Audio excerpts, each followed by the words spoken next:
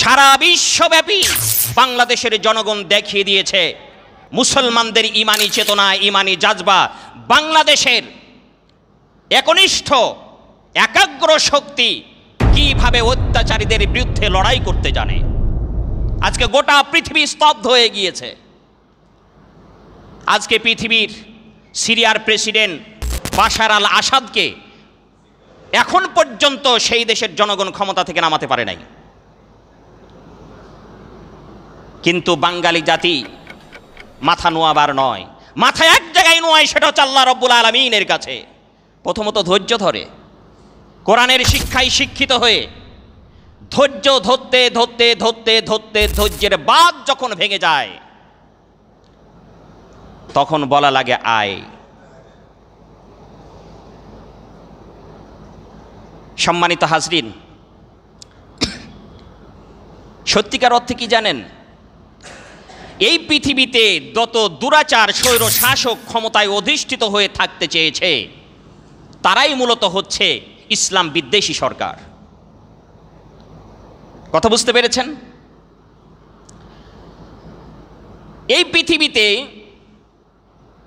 অনেকেই আল্লাহ রব্বুল আলামিনের দ্বীনকে হযরতে আদম আলাইহিস সালাতু ওয়াস সালামের পরবর্তী পর্যায় থেকে নিয়ে শুরু করে অদ্যাবধি এমনকি কিয়ামত পর্যন্ত আল্লাহর দ্বীনকে পুরোপুরি ধ্বংস করার জন্য সর্বাত্মক চেষ্টা চালানো হয়েছে।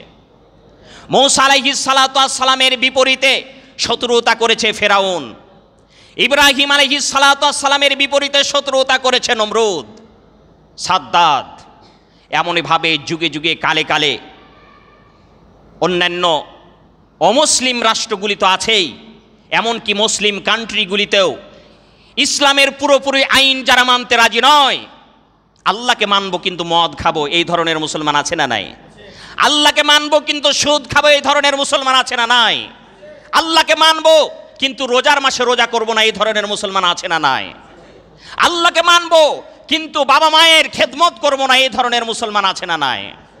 এমন এক শ্রেণীর মুসলমান সম্রাট আকবরের মতন, তারা তাদের ক্ষমতাকে দীর্ঘস্থায়ী করার জন্য আল্লাহর দ্বীনকে, আল্লাহর পথকে পদদলিত করে, ভুলণ্ঠিত করে তারা বিভিন্ন ধর্মের মতকে এক জায়গায় করে ইসলামের আমাদের আলোক দীপ্তি, আমাদের আলোক শিখা কোরআনুল কারীমের সাথে সাংঘর্ষিক অনেক বিষয়কে এক জায়গায় করে রাষ্ট্র পরিচালনা করবার জন্য সব যুগেই তারা চেষ্টা করেছে, কিন্তু আল্লাহর দ্বীনকে কখনো তারা ভুলণ্ঠিত করতে পারে নাই।